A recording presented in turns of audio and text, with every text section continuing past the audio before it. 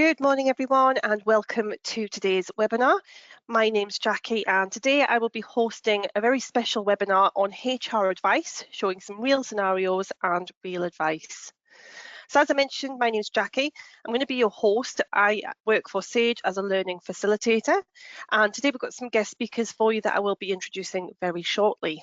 But first of all, just before we do begin, we'll just do some housekeeping first. So just in case you're new to these webinars, you will be placed on mute, and that just means that you can't speak to us today.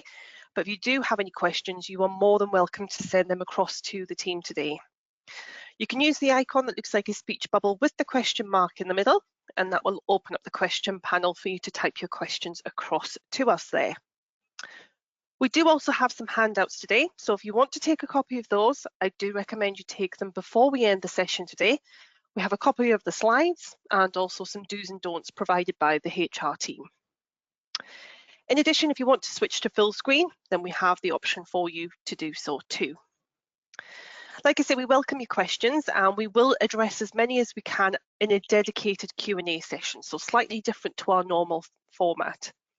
And if there's any that we can't answer today or we don't get round to, then we will follow up shortly after today's session. So with that in mind, we're lucky enough to be joined by some guest speakers today. I'm joined today by Advisor Plus HR Technical Consultant Emily Bennett and also Senior HR Advisor Jacqueline Jones. And they're going to be sharing their expertise on addressing long-term sickness absence, probation matters, and also understanding the impact of timeframes when you're dealing with HR cases. So hello to Emily first. Hi everyone, my name is Emily. I've worked in HR for about 9 years now, and I've worked with a number of different business types as well, so including the health sector, telecommunications, utilities and builders merchants. I have a level 7 CIPD qualification, and I also have a master's degree in HR management as well. And my role at Advisor Plus involves supporting the advisory team with complex and high-risk cases, and I also put a focus on upskilling and training for the team as well. And I'll just hand over to Jack so she can introduce herself as well. Thank you, Emily. So hi, my name is Jack. I've worked in HR for 6 years within industries including the UK holiday park resorts industry and warehousing. I have a level 3 and 5 CIPD, and my role at Advisor Plus as a senior HR advisor means that I work alongside supporting clients on the advice line with their ER needs, covering topics such as the ones that we are going to cover in the session today, along with disciplinary, grievance, flexible working, and so on. Excellent, thank you very much for that.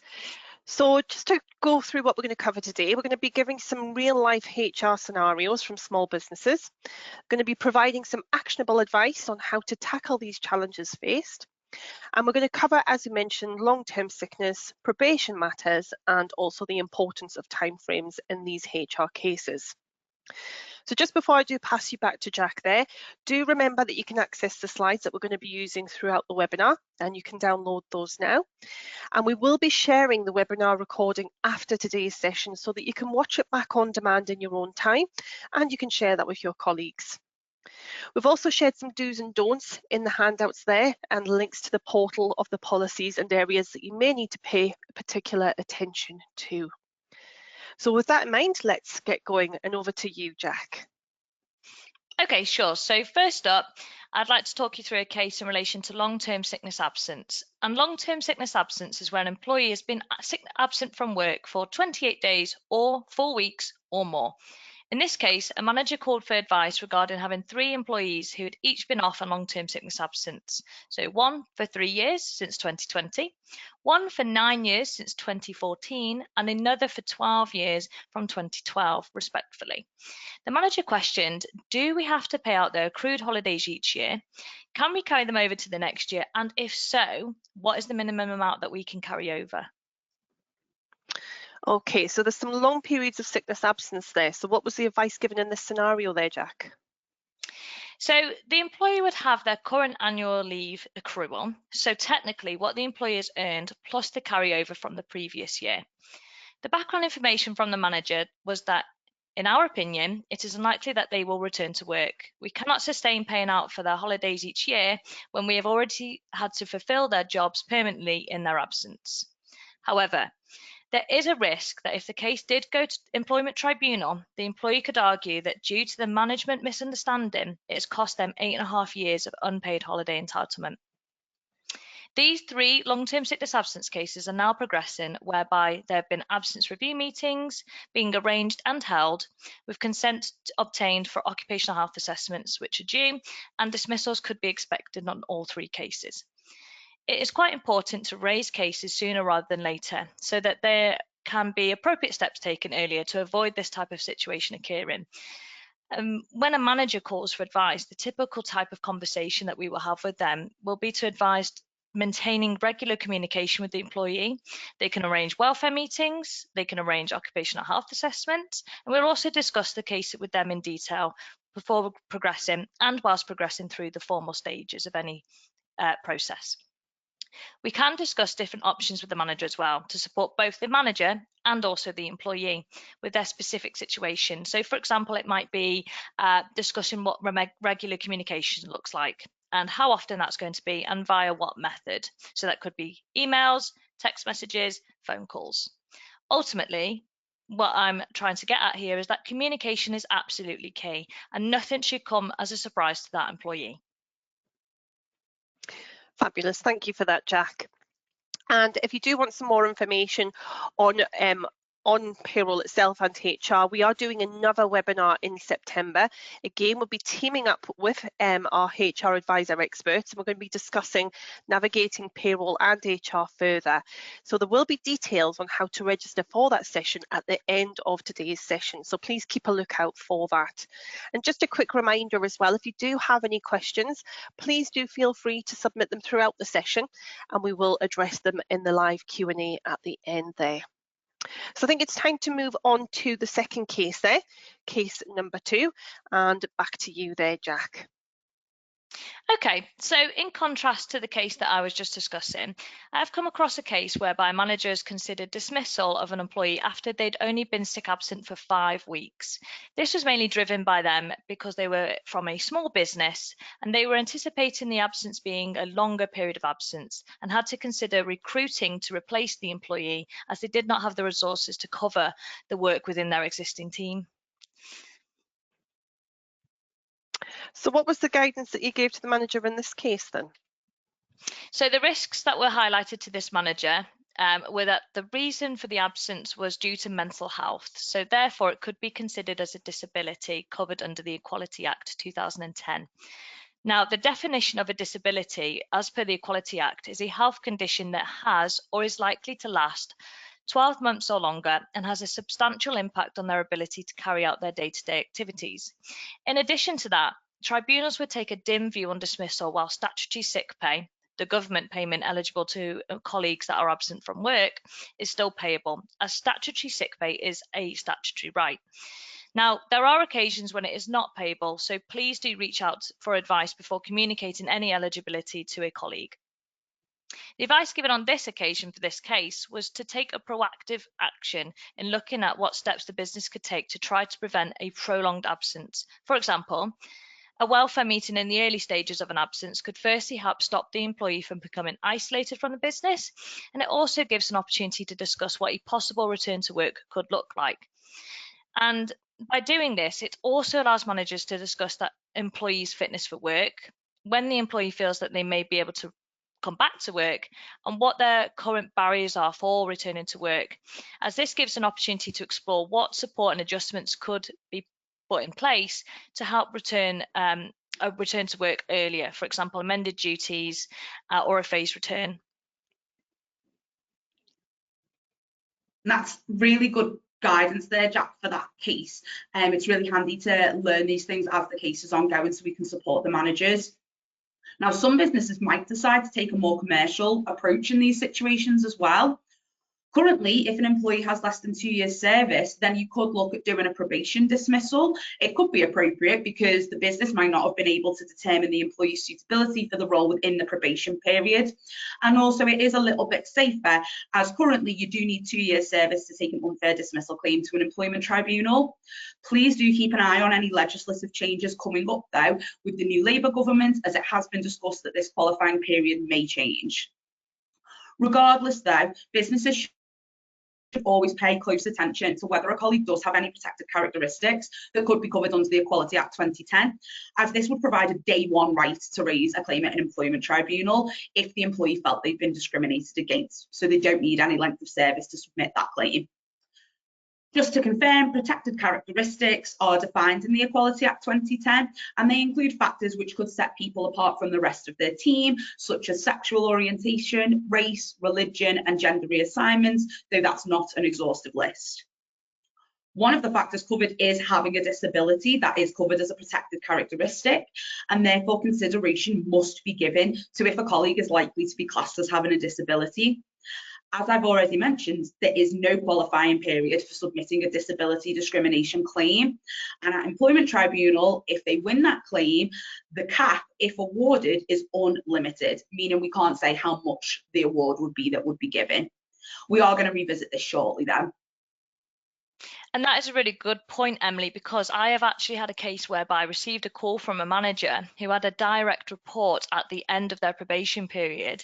And initially, the manager advised that there were no protected characteristics with this colleague.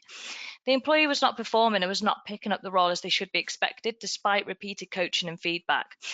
The employee had not actually started some parts of their responsibilities due to not meeting the minimum requirements of their current tasks given to them. So after asking some questions around why the employee did not seem to be picking up or retaining information that was being relayed to them regarding their duties, after having this conversation with the manager, it did actually transpire that this employee did have dyslexia. Now, the manager did not feel that the areas in which the employee was not picking up could actually be linked to dyslexia, but the manager was very aware how this could actually be considered as a disability, and at that point had not made any adjustments or put any support in place regarding this. So Emily, as a technical consultant, what would you be looking at in terms of risk for this case? So I think the big risk, as we've already discussed, would be the disability discrimination, with that being a day one right, and also with that claim being uncapped. So what we'd want to do is speak with the manager to discuss that actually this condition could be considered a disability, which in this case their manager was completely unaware of, and with them having no awareness of it, they could have been adding unnecessary risk into their case. We do find that some managers don't necessarily know or aren't necessarily aware about protected characteristics and what the potential legal risks and consequences are when dealing with these in line with the Equality Act.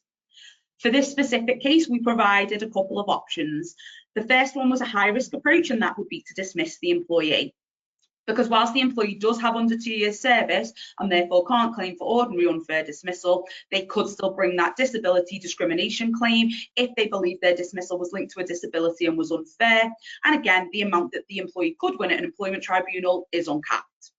The lower risk approach would be to consider a probation extension, and this would allow the business to put reasonable adjustments in place and enhance support and have a bit more of a conversation with the employee about what they can do as a business to support them with their condition to get the best from them.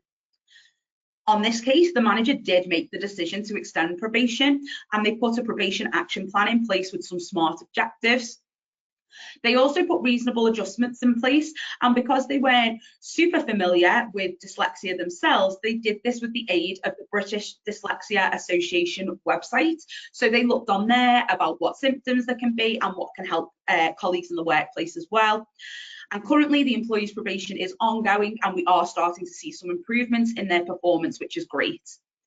Businesses can dismiss people when they have a disability, but they do have to be able to demonstrate that all adjustments and considerations have been put in place before we do dismiss somebody. That's one of the first things an employment tribunal would look at to make sure that the colleague hasn't been discriminated against. Jack, you dealt with this case on the advice line, so would you say there were any specific takeaways or learnings from this case for you or the manager? Oh, yeah, definitely. So a learning from this case, which was discussed with the manager at the time, is that if they had opened a case earlier in probation period, then this could have been managed more proactively. Again, repeating myself, but communication is key. So no process or outcome should come as a surprise to an employee. Say, had the manager opened the case early with us, then they may have also found out about the dyslexia, and adjustments could have been put in place ahead of the end of the probation. So a decision could have been made back then, rather than extension being required. Fabulous, thank you very much. So really interesting there to hear those examples there. So Jack, what would you say are some general do's and don'ts that are in relation to those timeframes that you've mentioned? Okay, so I would say that my first recommendation for a do, and I know I've said this a few times, so I'm repeating myself, but do open a case as soon as possible with us, as this allows us the opportunity to provide proactive advice early on and set the case up for success, rather than wait until the end of a probation period, for example, and possibly adding additional risk alongside causing additional work and effort to you as a manager. I'd also like to add, secondly, another do, and I've said this one before as well, but do remember that communication is key, and advisors are on hand to talk you through any details in a case with managers, and this is particularly important when highlighting and discussing any possible related risks and how these might have been managed. Now, I'm also going to go on to some don'ts. So I'd say don't wait too long to open up a case. Not dealing with something when it first rears its head can cause multiple complications down the line. If it can allow the situation to become more tense and difficult to manage from an employee relations perspective. And it does allow for space for issues to fester, whereas these could have been dealt with more swiftly and easily if they'd been picked up from the start. In a more practical perspective, it can also have financial implications as well, such as the one I mentioned earlier, holiday pay building up while somebody's off sick and not being managed. And I will add another don't onto there. Don't rush through sending out documentation and getting this organised if you are not 100% sure. Advisors on the advice line are happy to assist with reviewing documentation as part of the process and ensuring that documents include the right information, which also helps improving communication and alleviating any potential risk. You would be surprised by now how a small change in language can support the tone that you are aiming for in a letter and not potentially aspirating a situation any further. Now, I'd like to take this opportunity as well to move on to highlight some statistics on sickness absence in the UK from the Office for National Statistics on the labour market in 2022. Now, very interestingly, the percentage of working hours lost because of sickness absence or injury rose to 2.6%, which is an increase of 0.4 percentage points from 2021. And this is the highest that it has been since 2004, which back then was 2.7%. An estimated 185.6 million working days were lost because of sickness or injury, which is a record high. But the number of days lost per worker at 5.7 was not. The most common reason for sickness absence was minor illnesses, which accounted for 29.3% of occurrences. Now, all age groups experienced increases in their sickness absence rates. And groups with the highest sickness absence rates included women, older workers, those with long-term health conditions, people working part-time, and people working in care, leisure, and other support service occupations. And I think I'd just like to add one final don't onto that as well, Jack, based on what you've just shared regarding that absence data. I think we can see there that some of the groups with the highest sickness absence rates are likely to have a protected characteristic, whether that may be age, gender, or a disability, as we've already discussed. And what I would say is don't make assumptions and don't presume, for example, that something is not a disability without really considering it. If in doubt, you are able to seek further medical advice from occupational health, who can give their assessment on the likelihood of it being covered by the Equality Act. Remember, disabilities are not always visible and they're not necessarily always obvious as well. So really think about what information the colleague is giving you in terms of their symptoms and how it impacts their day-to-day life and whether it could possibly fit that definition that you yourself, Jack, provided earlier. Bear in mind as well that the colleague themselves might not even realise that it would be classed as a disability. So it's one of those where you want to have a really good conversation and get as much information as you can to try and make that decision as to whether it is likely to be covered. Thank you. So that's some really good advice there. So thank you very much also for sharing those statistics as well. Really useful insight. So we've shared some additional do's and don'ts in one of the handouts for today's session. So please do be sure to take a copy of the handouts whilst you're logged on today. Just a reminder, we're going to move on to the Q&A very soon. So this is another opportunity for you to get your questions across to our experts, Emily and Jack, and they're going to try and answer as many as they can for you today. So just a reminder, if you do have any questions, you can submit them using the icon that looks like a speech bubble with the question mark in the middle, and you can type your questions across to the team. Now, we have already had a few questions across, so I think we'll start to work through those and see if we can try and get as many as answered as possible.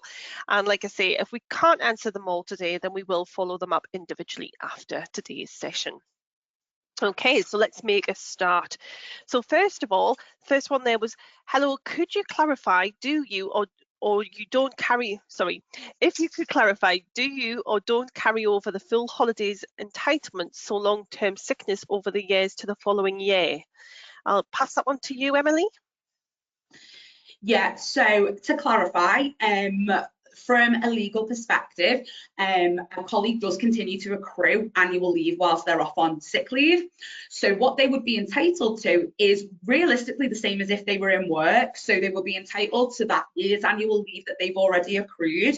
But if they have been off long-term sick and in the previous year they were unable to take some of their leave, they will have carried over their statutory entitlements as a minimum as well. So actually at this point in time, they may be entitled to maybe 2 years. It depends how long they've been off sick. What does happen though is there is a situation where if you don't use it, you lose it. So if that carried over leave isn't used in that new year, for example, they would then lose that leave and it would be this year's that then carries over. I think to Jack's point, what she was trying to say earlier is, if you've had a colleague who's been off for a number of years and you haven't informed them that if they don't use that annual leave, they will lose it, then whilst you aren't legally required to pay out all of that back pay for all that annual leave, the colleague might have a really good claim for loss of earnings because they've been ill-informed that they were going to lose that entitlement. What might be a better option is when you're getting to the end of a holiday year, checking what entitlements a colleague has and whether we want to pay that out to them or whether they want to take some annual leave whilst they are off sick. I think it is a common misconception that people think that you can't put annual leave whilst you're off sick, but you absolutely can do. And I think that would probably be a better option than an employee losing out on their annual leave, because we would like them to take that ultimately. Excellent, thank you for that one. We have another one which I think is a bit of a hot topic as well there, and this is, where it's a mental health sickness situation, do you not have to be really careful about organising meetings, as for some employees they could feel pressured and unable to attend a meeting, and even if they could feel pressure if you are trying to find out when they expect to be back to work. So Jack, I think I'll pass that one to you there. Yeah, sure, I'll take this one. So the typical advice would be, in the first instance, when an employee goes off sick absent from work, that you should agree to maintain regular contact with them and via what channel. So for example, the employee may not feel comfortable calling you each week, and so it's agreed as a reasonable adjustment that you will expect an email update from them, for example, every Friday. Or a text message. This helps to ensure that the employee does not become isolated.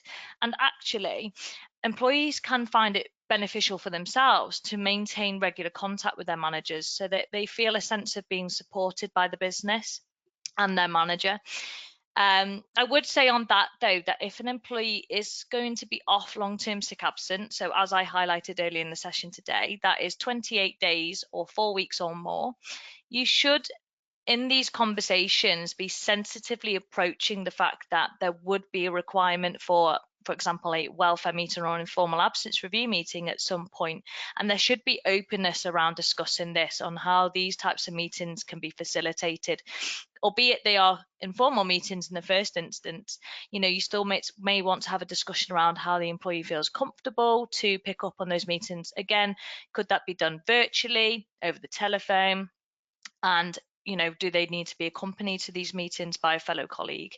So that would be my advice. And if you're ever unsure, obviously the advisors are on hand to talk through case by case these elements of sickness, absence and mental health. Excellent, thank you. Another really thorough answer there as well. The next one, what happens if we're midway through a disciplinary procedure when an employee goes off sick claiming stress? They're under 2 years service and have been repeated informal discussions about their performance, and a written warning has been issued prior to them going off sick.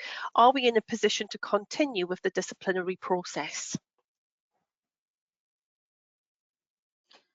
So I'll pick this one up. So this is a really common thing that can happen where somebody's informed that they're going into an investigation or a formal performance process is being started, and then they go off sick, often with work-related stress. What we find some companies have in place is that within their sickness policy, they will have a caveat to say that if somebody goes off sick after those formal processes, if they have company sick pay in place, then that company sick pay will not be paid out in those situations. Company sick pay is ultimately a benefit, it's not a right. So you can withhold company sick pay in those type of situations if that's what you wanted to do. That being said, statutory sick pay is a statutory right.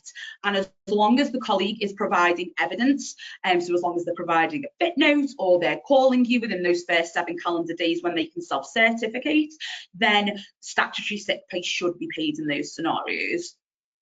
What I would say is if you do have somebody that goes off sick, it really is about weighing it up. How urgent is it that this disciplinary matter is dealt with? So say, for example, if we were looking at latenesses, it may well be that that can wait until the employee comes back to work and is fit enough to be able to go through those formal processes, because actually there's very limited risk now because that person's off sick anyway. To flip it though, say for example you have someone that's potentially committed fraud, for example, and you really need to do the investigation now because it's got wider consequences, you can potentially continue the disciplinary process whilst that person's off sick. What you might find is that the colleague may say that they are too ill to attend or to engage within the process. And again, that's when you might possibly want to go to occupational health to understand more about your options. So for example, when would this employee be fit to attend? Are there any other options we could do? So for example, rather than them coming in for an investigation meeting, could we send them our questions and then could they provide written answers rather than them having to come and do it face to face, for example? Ultimately though, you do have to be careful, because if a colleague is saying that they are not fit enough to present and defend themselves at a disciplinary or a formal meeting, what we don't want to happen later down the line is for it to be suggested that the business has taken advantage of someone who was in a vulnerable position and who was unable to reasonably and fairly give their side of the story over.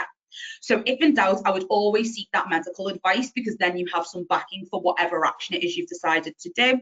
But ultimately, you can continue the disciplinary procedure, but where illness is involved, sometimes it is better to get that medical advice just to be certain you're doing the right thing. Excellent, thank you again there. One for you, Jack, there. What should I do if an employee that is in their probation period, not long started with the business, discloses a disability?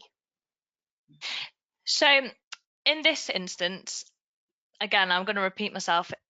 Ringing the advice line and speaking to an advisor is always key if you're unsure, because then we'll have a discussion around sort of the case, the background, how that information come about, what's been disclosed, i.e. how it affects them in their daily lives, how it's anticipated to affect them in the workplace, what support is already in place, what support is required. Is, for example, medical advice required? So we might look to have information from the GP, an occupational health appointment, and from that is how we use the information to sort of assess any risks on a case, because obviously when a colleague is in probation, the risk element comes from discrimination. So we're really looking in terms of, if the disability is going to be covered under the Equality Act 2010, then what kind of risks can be associated with that? And that is something that we can talk through the manager with when we have that sort of information from them, as to kind of, like I said, how it affects them, what support is already in place, what support is required. And it's quite crucial that the support that's required we discuss with the manager on how best we can possibly accommodate such support. Again, advisors are more than happy to work with the manager on this, kind of discussing how daily tasks typically look and how they may be amended and adapted, and the adjustments put in place in order to help support that employee whilst they're in the business. And the same goes for anybody outside of probation that may come up and approach their manager with a new health condition, for example. The same thing would apply. So managers would speak to the advice line, speak to an advisor, and we would discuss that sort of thing, and then go from there in terms of next steps, advice and guidance on how best to support that person in the workplace and the best steps for the manager to take. Excellent, thank you. Okay, we'll go on with a few more questions there. So the next one, Emily, I'll pop over to you. What if an employee is on long-term absence due to sickness and we've paid 28 weeks of SSP and put her on hold as she did not provide any further medical evidence but informed us of her circumstances? Does she accrue holidays, and do we have any right to end employment? Really good question. So whilst employed, the holiday would potentially continue to accrue. So whilst you're still employed, whether that be on sickness, suspension, whatever it might be, your holiday does continue to accrue. What happens though, where you've got a colleague, as you've said, they've run out of the 28 weeks of SSP, there's no company sick pay in place, so actually they're not on any pay at the minute, and they haven't provided that further medical evidence. So regardless of whether the pay has run out, if somebody is off sick, they should be providing well, it'll be a fit note in this circumstance, because if you've run out of the 28 weeks of statutory sick pay, you're well past your self-certification period. So they should be providing a fit note. Now, that being said, I think we all know that it's quite difficult to get in with a GP at the moment, and sometimes there is a little bit of a delay. So I wouldn't say to have a knee-jerk reaction and say, for example, they haven't submitted a fit note right on the day that it's required, that we start taking action. But if you have given the employee reasonable time to provide you with the information and that's still not very forthcoming, that's when we might want to start thinking about other options. And there's a couple of processes you might want to engage in. Firstly, if you're still maintaining contact with the employee, but they're just not providing you with the evidence that you require, it may be that we possibly need to look at a disciplinary. Again, we want to be really sensitive, dependent on the situation, but it is definitely a possibility if we're not getting what we need. Secondly, if the employee isn't providing any medical evidence in the form of a fit note and you can't get in contact with them either, it may be that then we want to look at an AWOL process. So that's absent without leave. And that would come into play where ultimately you're not getting anything at all from the employee to tell them what's happening. Now, both of those processes could possibly end with the employee being dismissed from the business. And again, as we've already mentioned, we need to be very careful. We really need to be particular about checking whether there's any disabilities here that might provide an additional risk on the case. But ultimately, I think my advice would be there's always something you can do. You're never backed into a corner, which I think sometimes you feel like you are, but there's always options. It's about finding the option that gets you where you want to be in the lowest risk way possible. And that's what the advice line will help you find, is what process best suits this situation, and are there any risks to the outcome that you want to take in that process.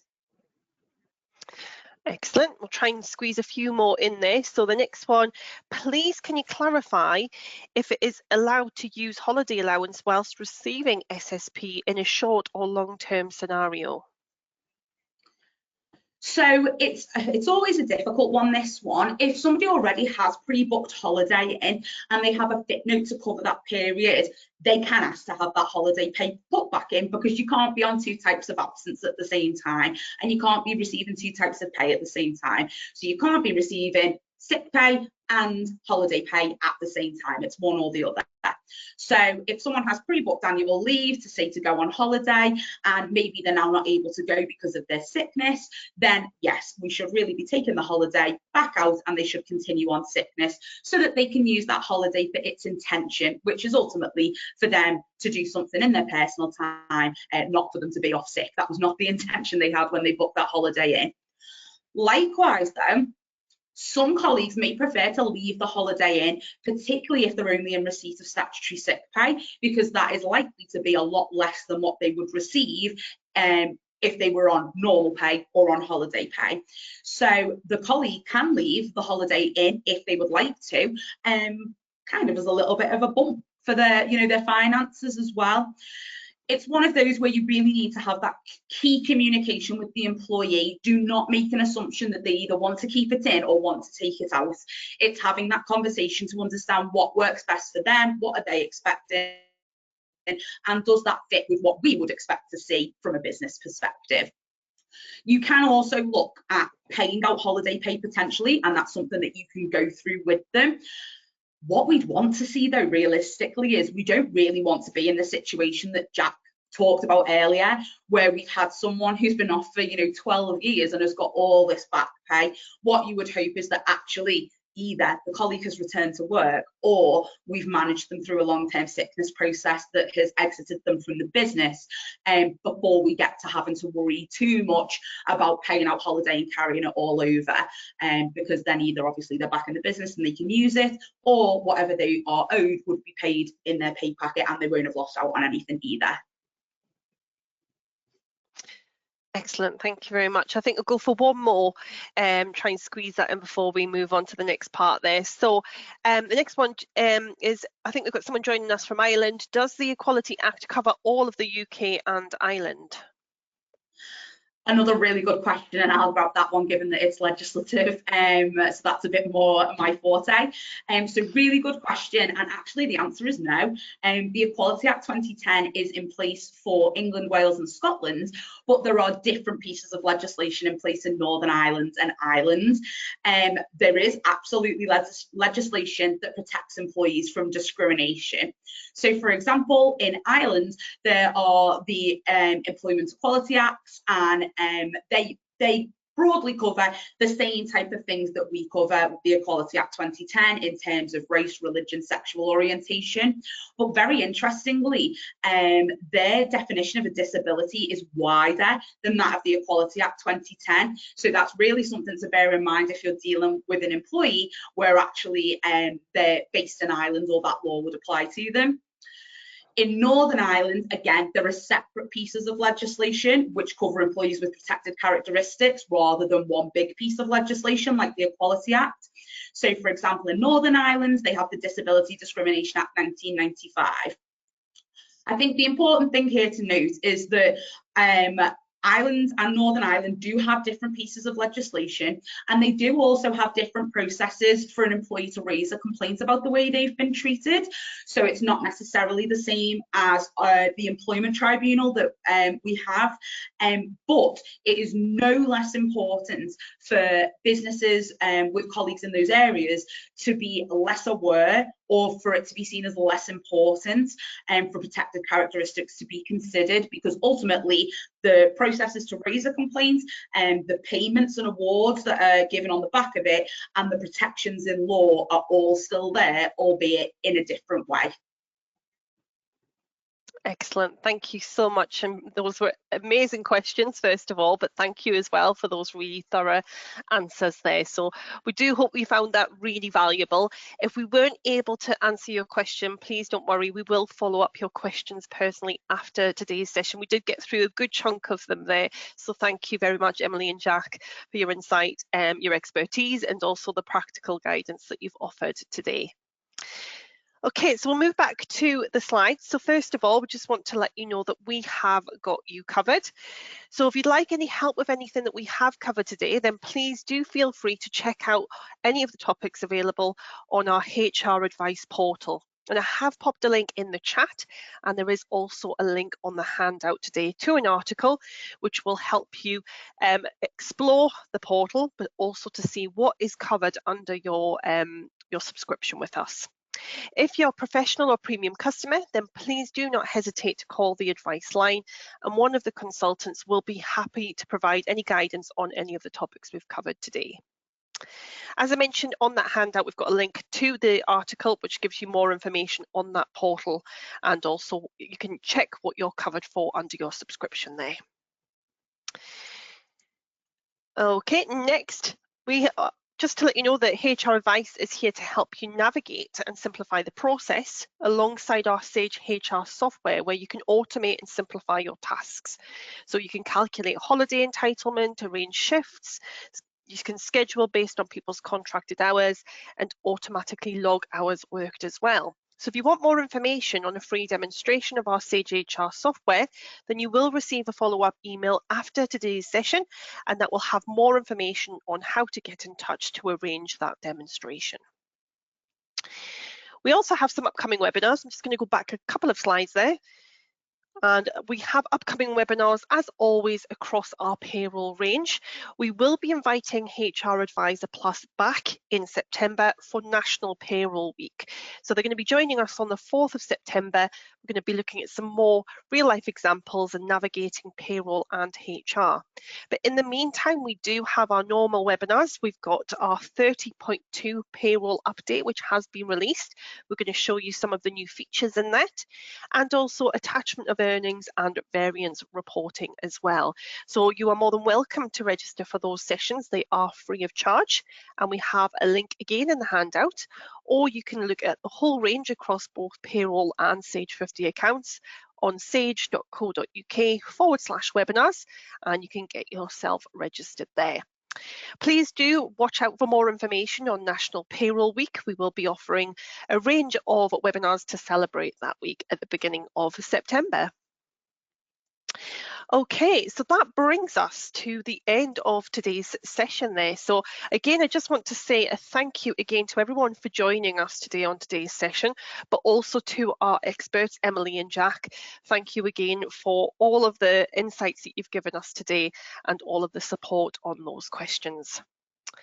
So in the meantime, it's bye from us for now, and we hope that we will see you on another session really soon, and we look forward to inviting Advisor Plus back in September. But for now, take care everyone, and we'll see you again very soon.